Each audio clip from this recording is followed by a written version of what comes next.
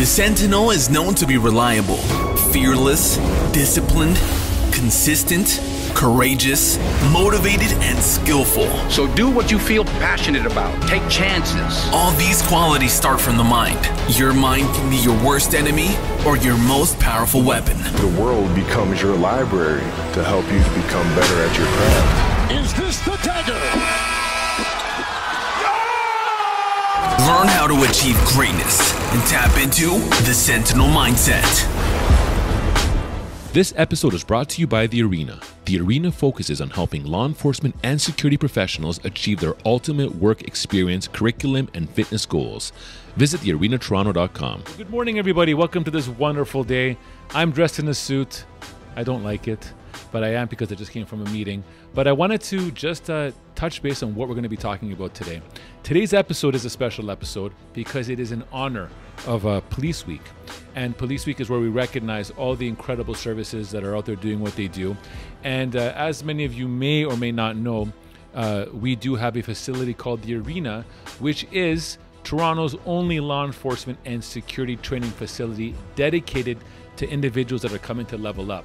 And what we did is we were able to graciously provide our facility to the Ontario Provincial Police for Toronto Police Week. And I'll tell you this right now, it was an incredibly magical moment. The Ontario Provincial Police are Ontario's largest police service. And we actually had Constable Prash on our show just a couple of episodes behind. And we were able to go over what we were going to do. We also talked about why we do what they do. And it was also a great opportunity for those of you listening that might want to have a career with the Ontario Provincial Police. Well, anyways, we had an incredible turnout. We were able to talk to many units that were there. We had the emergency response unit, we had the canine unit, we had the motorcycle unit, we had the forensic identification unit, we had the recruitment unit, the auxiliary unit. Man, there was so many units there. And it was a great opportunity. They came in and they represented. I mean, you're going to take a look at this footage coming up. You're going to be blown away. I was mesmerized. In fact, I think I may have submitted an application. Don't tell anybody. But anyways, it was something that was a lot of fun. And, you're going to hear us ask questions today about the different variation services that the O.P.P provides. And I want you to, just as you're listening, if you do have a dream, if you do have an aspiration to get into policing, one of the most important things that I can recommend, it's a very important business strategy, entrepreneur strategy, is having a visualization tactic in your mind. And if you can hear this episode and visualize yourself in uniform, that can help you get closer to your goals as well, because we do see many of our people get closer into police opportunities. And we're actually having, in the next couple of months, we're going to lose a few. And, as much as it saddens us, it also, like a proud parent seeing his son or daughter kind of get there, that's the feeling that we get as well. So without further ado, we provide for you Police Week with the Ontario Provincial Police. Let's go. All right, what's up, everyone? We're here today at the Arena. And if you recognize this individual, because he was on our recent podcast, we're talking to Prash here.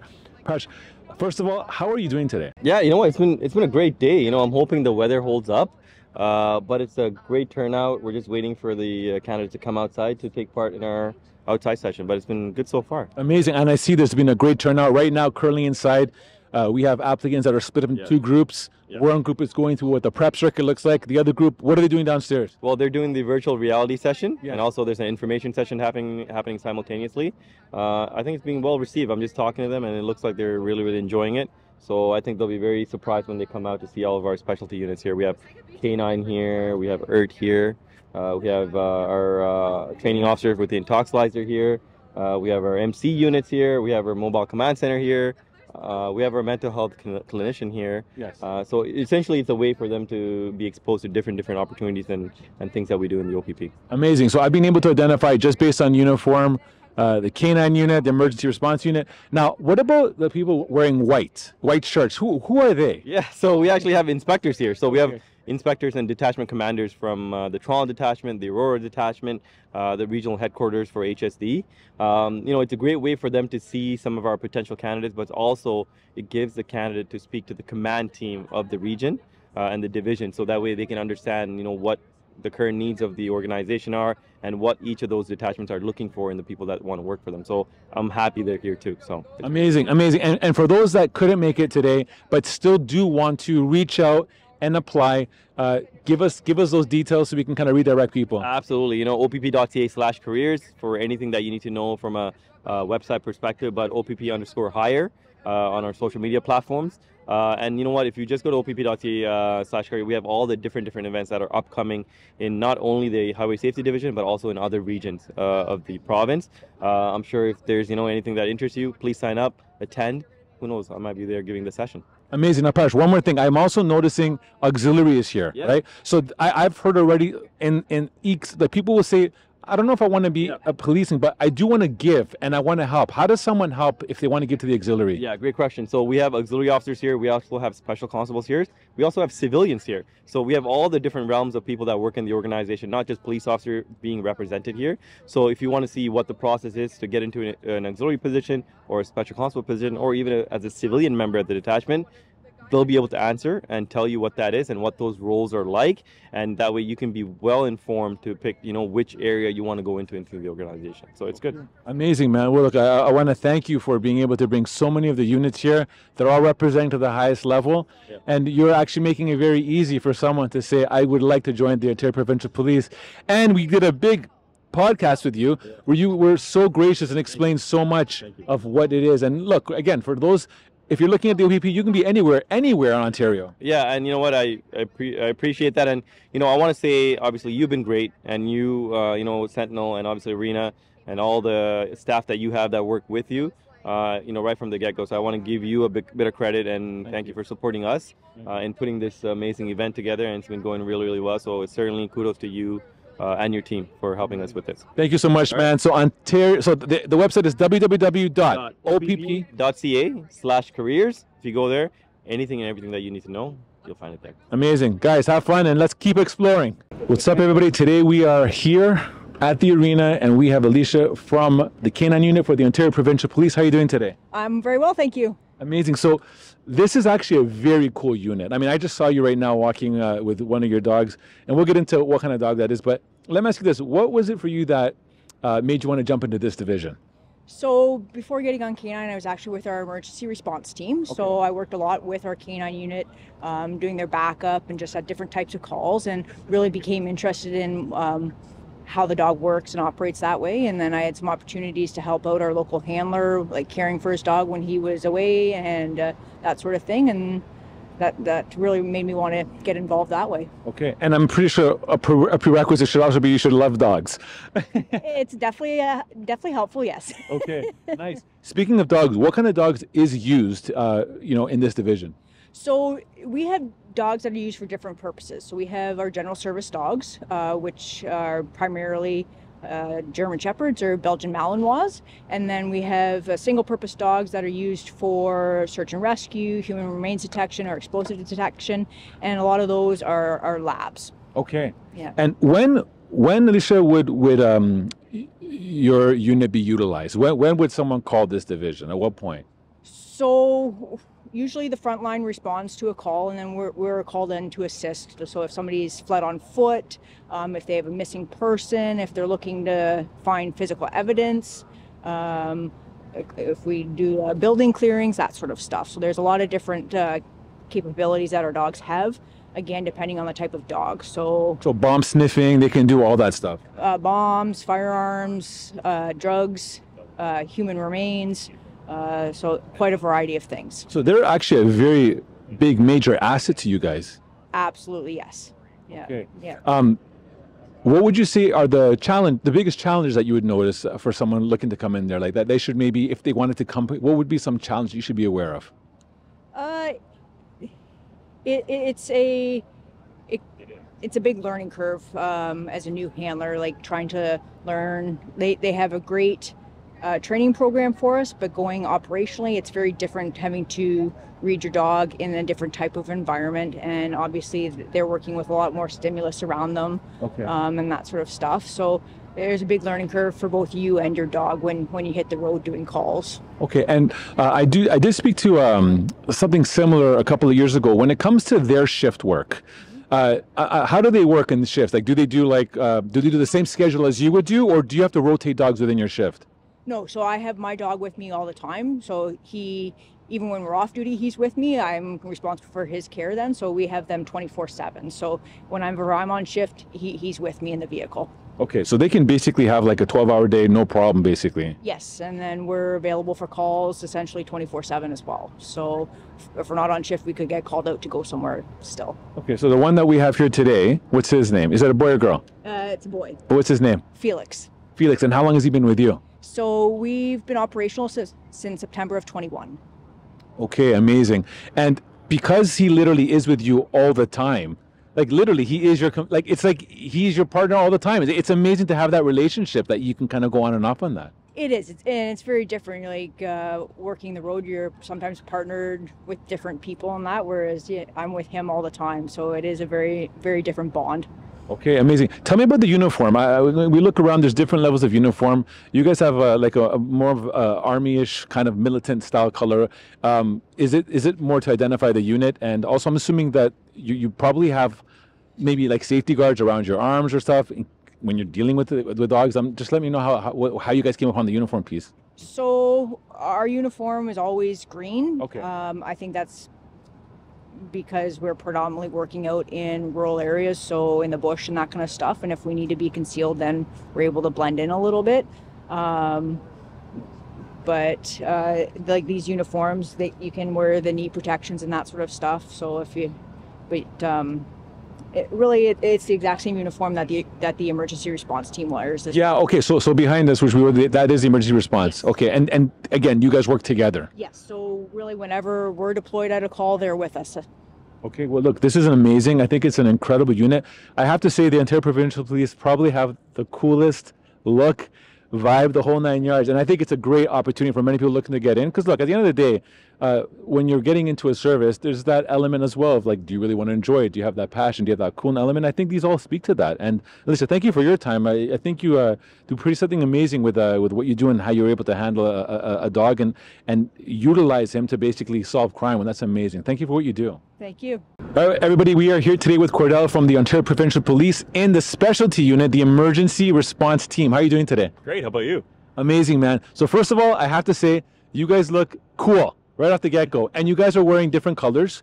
So you are a specialty unit. Can you describe exactly what you guys do? So within the O.P.P, we wear many hats. That's because geographically we're spread out through vast places in Ontario, right? So as a member of the emergency response team, what we do is mostly search and rescue is our first piece of the mandate.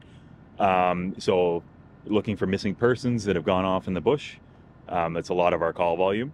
Another side of our unit is containment. So if we have a barricaded person, hostage-taking incident, something like that, will be often based on geography because we're deployed throughout the areas. The first ones to respond to the scene. So we would contain it, wait for negotiators, that sort of thing, and go in if we absolutely had to. Okay. The most fun part of our mandate is canine backup. Okay. So you saw the other canine officer over here. Any call that they would get for tracking a person through the woods that has maybe fled from the police, that sort of thing, we would be the ones called to go and assist with that. Just because it's a bit of a higher level of awareness and that sort of stuff going through the bush. I can keep going. We have so many pieces. Let me ask you this. How long have you been doing this for? About 3 years. In this unit? In this unit, yeah. Okay, so for yourself, being in this unit for 3 years, first of all, do you enjoy it? And second, is it everything that you thought it would be? Absolutely. This is the funnest job in the O.P.P. We work a lot. We work hard. But the work that we get to do essentially provides closure to victims, that sort of thing. But it's also the thrill of the chase too, right? Yeah. So somebody runs off in the bush. Okay, let's go get them. Okay. So, and then we find them, and that's the conclusion. Or say it's a missing child who's gone off, and you know what I mean? They're in need of help. Go and find them, kind of thing, right? What are some tools that you use to aid you in your unit? Like obviously, like you have the supports of K9, for example. Mm-hmm. I noticed you have like shields here and stuff. Like what are some things that you primarily use on a regular basis in the job? So if we're talking search and rescue, we're each issued a GPS. different things. Sorry, a thing we use a lot of the time is the R-Pass. So it's a remotely piloted automated system. Okay. So basically they put that up. It's got infrared cameras, that sort of thing, and it will... Is it a drone? It's a drone. Okay. Yeah. Okay, Nice. So they put that out, and it can see infrared. Use it all the time to find lost people, that sort of thing, or people that have run off from the police. So, what are some of the? What would you identify as some of the challenges that you know, someone, if they wanted to get in there, what would be considered a challenge? And I say that because a lot of stuff that we talk about is the mindset, right? So if somebody wanted to get in there, do they have to have an extra level of fitness? Do they have an extra level set of skill set to get in this division? Absolutely. So anyone looking to get on the emergency response team would have to be willing to work at all hours of the day. They call us in the middle of the night, say, hey, we got a missing person. Hey, we got a containment call. Hey, we got a canine track for you. Away you go. So you have to be prepared for that. And obviously it's not a walk in the park. When you go get a canine call, you're running through the woods with all the gear and stuff that we carry. So yeah, a high level of physical fitness is necessary to pass the selection to get on the team and all that stuff. Okay, amazing. So if someone does get on and they're successful in getting into policing with the O.P.P, can they just jump right into this unit, or do they need to go through like the layers, like, you know, like level 1, 2, 3, 4, how they have with many other services?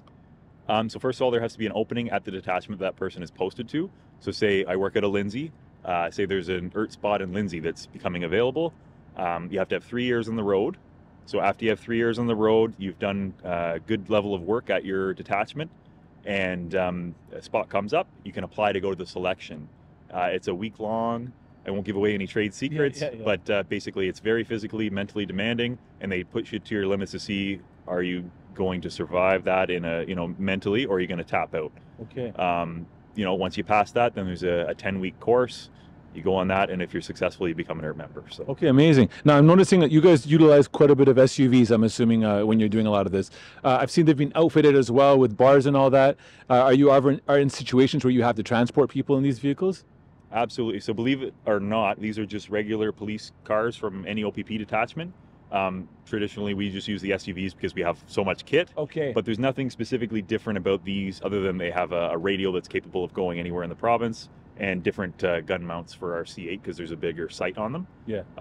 So yeah. Amazing. Well, look, thank you so much, man. Always a pleasure to see the different divisions. And from what I'm seeing today, is probably one of the reasons why you should be applying to the Ontario Provincial Police. Cordell, thank you for your time. Take care. All right, what's up, everyone? We have here Troy today from the Emergency Response Team with the Ontario Provincial Police. How are you doing today, Troy? I'm good. Thank you very much for having me. So tell me, Troy, what was it for you that wanted you to get into the Ontario Provincial Police? I was very fortunate. I was working as a civilian with the O.P.P, and as well as volunteering my time with them at the time for a period of time where I got to interact with a lot of different officers and see different aspects within the career. And getting on to policing kind of changed my mindset of what I wanted to do. And then once I got on, which I was ecstatic to do, I was able to branch out and look at other careers within the organization. So I was very fortunate with that. Amazing. How long have you been serving for? So now I'm on 6.5 years now. Okay. Yeah. And would you say, we always like to talk about it in our organization, the honeymoon phase, where it's the best feeling. Do you still, when you come in, put the uniform on, do you still get those feelings of like, I love this job? Absolutely. Especially working with the emergency response team, every day is different. So you get to do something new all the time. So that honeymoon phase doesn't seem to ever just leave. Okay. Now, talking to Cordell, he was letting us know that there is a physical element that, you know, you need to be on top of that. How important is physical fitness in this career? I find it extremely important, not only for the job, but as well as for the mindset and being able to compartmentalize and decompress and stuff. So ensuring that your fitness, regardless of what you're doing, is so important, because healthy mind, healthy body. Amazing. Yeah. Troy, what would you say for yourself is the funnest part of the job? I'd say the most fun part of the job is coming in, you get your own cruiser, and it's you get out on the road and you just start doing calls and you work through your investigations. And at the end of the day, it's kind of rewarding when you come back after a long day and you're like, okay, I got this, and this done. And it's the most rewarding and probably the best part of the job. Nice. And where are you based out of in the province? So I'm actually out of Bracebridge Detachment, which is just 2 hours north of here. But I work out of Central Region, which is our really is our main area. Okay. Yeah. Well, look, careers in the O.P.P, you can buy real estate on the outskirts, not these crazy City of Toronto pricing. Yes, you're right. Oh, yes. Yeah, you can go anywhere in the province, that's for sure. Amazing. Yes. Troy, thank you so much for your time, and I appreciate what you do, man. No, thank you. Thank you for having us today. All right, we're here today with Adam from the Ontario Provincial Police in a specialty unit, which is the Forensic Identification Unit. Adam, how are you doing today? I'm good. How are you? Good, man. So I'll tell you this right now. This was actually, I always wanted to be a police officer. I chose different career paths, but this was one unit that I really, really wanted to get into. You've been in this unit for how long? 5 years. And tell me, is it everything that you thought it was coming into it? It is. It's a career within a career. You know, I feel it's a lot different than frontline policing, but at the same time, there's a lot of cool opportunities. Like you can go into forensics and spend 20 years there and do 5 different specialties while you're in there. So it's pretty neat that way. Okay, and Adam, for the viewer, now obviously I know and you know what a forensics identification unit does. Tell us, what exactly is the value of this unit? What does it do exactly? You know what? We kind of branch out into everything. I mean, our primary goal is to find evidence, identify, collect, and preserve evidence. But within IDENT, we do a lot of special things. This is a photo here of our CBR&E team. So that stands for Chemical, Biological, Nuclear, Radiological, and Explosives Unit. So this unit is called to a hazardous event where hazardous materials are involved, but in a forensic capacity. Yeah, tell us what. Keep it. Showcase this, because all this stuff looks pretty cool. Yeah, and this is just a very small fraction of the equipment that we have access to. The O.P.P has been great in equipping our forensic units with some of the best equipment available. These are forensic lights, so if you've watched CSI or any of those shows and they go around with the lights and everything starts glowing, that's what these are. Very expensive flashlights. Yeah. But they're a very valuable tool. That's my camera kit in the middle. I use that almost every single day. We take a lot of photographs in forensics. What kind of cameras do you guys use? We're on the Nikon right now. We're looking at a few new options. There's a mirrorless, that seems to be the trend in with cameras, so that might be something we're looking at. But right now it's the D600. Okay, nice. And as we continue, what's this little gadget thing over here? This is my fingerprint kit in here. So this is, again, what you'd probably see on TV. We still use fingerprint powders. We use chemicals, so in our forensic lab, we'll look for fingerprints using chemicals. But when we go to a crime scene, it's not uncommon for us to use the old school fingerprint powder and brush. This is a trajectory kit for bullets. So we'll do bullet path estimation or bullet trajectory, and these tools will help us document that and try to get an idea of what happened. And then this picks the coins on the beach. Yeah, we don't do too much of that, but we were at a call yesterday and it happened to be in my truck, so I brought it out. Nice. What is the requirements for somebody to get into this specialized unit?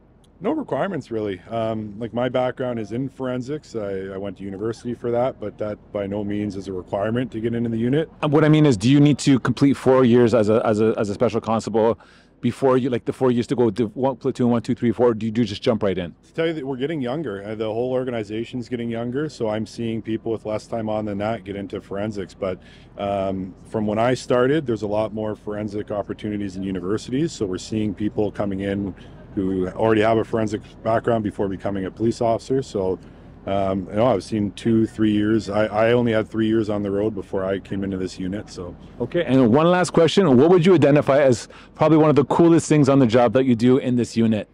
I like bloodstain pattern analysis. Yeah, like Dexter. I was about to say Dexter. Yeah. Okay, so you guys do that stuff. Yeah, a little bit of a Hollywood effect on that show, obviously, but it's real, and it is interesting. We have bloodstain pattern analysts in the O.P.P, and they do great work for us. So okay, well, look, thank you so much. I think this is absolutely incredible unit. It's so interesting. And by the way, I know you have your truck here. Is there things inside the truck that you utilize when you're going into a location at a crime scene? Absolutely. Like at the O.P.P, we cover the province, so we have to have something where we can do work remotely. So we have a small desk. We have a TV to look at fingerprints on, so we can do a lot of stuff within this van. Not everything, obviously, but it helps us take care of a lot of things on the scene. Okay. Well, thank you so much for your time. I think, again, this is an incredible service. I think we just want to have an episode entirely dedicated to this unit. Or a series. Yeah. Well, thank you very much, man. And if you haven't had a chance, do watch Dexter to see what we're talking about. Yeah, thank you very much. Thank you. Okay, what's up, everybody? We have Taylor here today from the Ontario Provincial Police, and you are part of the motorcycle unit. How are you doing today? I'm good. How are you? Good, man. So tell me, what exactly do you guys do? Obviously, you got some incredible bikes here. Are these Harleys? Yeah, these are our police issued Harley Davidson motorcycles. They weigh around 800 pounds.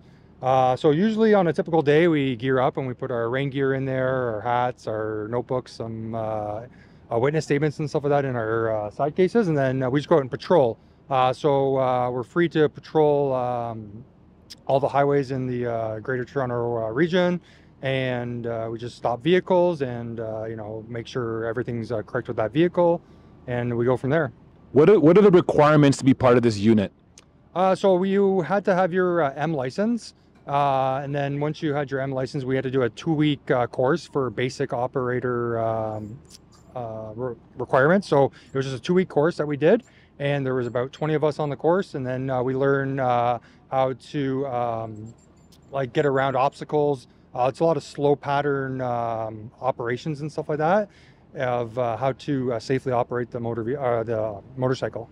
Okay, and now, like, I ride motorbikes as well. I haven't done it for a very, very long time because of my wife. Yeah. But with that being said, with you right now being part of this unit, do you enjoy it? Yeah, it's fun. It's different than actually riding in a police car every day, because that's what we mostly do, is drive in a police car. So it's different. You actually get out there, you see different things, right? It's easier to see cell phones on the motorcycles because you sneak up on the people and you get right beside them and you can look right into their cars. A lot of people have respect for us out on the motorcycles too, right? We're differently trained than other officers that are just stationary in a car. But us on the motorcycles, we can perform different tasks and stuff like that. Okay, and this is seasonal, I'm assuming. You're not riding all year round. Yeah, that's correct. Yeah, so it usually just runs till about maybe end of November, and then starts up in end of March, April again. Okay. Yeah. Okay, nice. Well, look, thanks very much, man. Are you part of the motorcycle unit as well? Yes, I am. Okay, what's your name? Brandon. Brandon. How long have you been doing this? I've been on bikes for just over a year now. So I went on the course last year, the one that Taylor was talking about, the 2-week course. Yeah. Okay, so let me ask you this, because there's this belief structure system that when you're on a motorcycle, you obviously do not have a metal shield around you, which you would in a vehicle. Is it something that you have to be even more cautious now, because people sometimes don't see a motorcycle in their blind spots? Yeah, you definitely have to be careful out there. You have your head on a swivel, checking your mirrors, checking your blind spots, always looking around to make sure nothing's coming up on you or someone's making a lane change in front of you. Just you're trying to be as safe as you can out there. Okay, what's the fastest you've taken this on a chase? Well, so we don't do that on the motorcycles. Okay. That's the pursuits are for the cars. That's what. Okay. That's what they're for. And that really comes down to safety, because 100% safety, right? We've got 2 wheels. Cars have 4, so it's a little more dangerous on the bikes. Okay, nice. Back in the days when I used to ride a bike, when it got too cold, we put our hands by the warmers. Do the Harleys have like warming on the handles? Yeah, they have handlebar warmers, so we can turn those on, keep our fingers warm. Engines are always nice and hot too, so it keeps your legs warm. Nice. Well, look, thank you very much, and I commend what you guys do. This is a very cool looking bike as well, but it's also something that brings massive value to the highways, right? And any message you want to give anybody that is on the major highways in regards to safety? Do you have any like driving or traffic tips or anything of that sort? Well, just to obey the laws. Stay at a safe speed. There's no need to be flying up. For everybody in the cars, check your blind spots, check your mirrors, make sure there's no motorcycles coming up behind you, and be safe. Amazing. Guys, thank you so much. This is a fantastic unit, and I appreciate what you guys do. Thank you. Thank you. This podcast is brought to you by Executive Protection Lifestyle Canada. Make sure to drop by next week and don't forget to subscribe.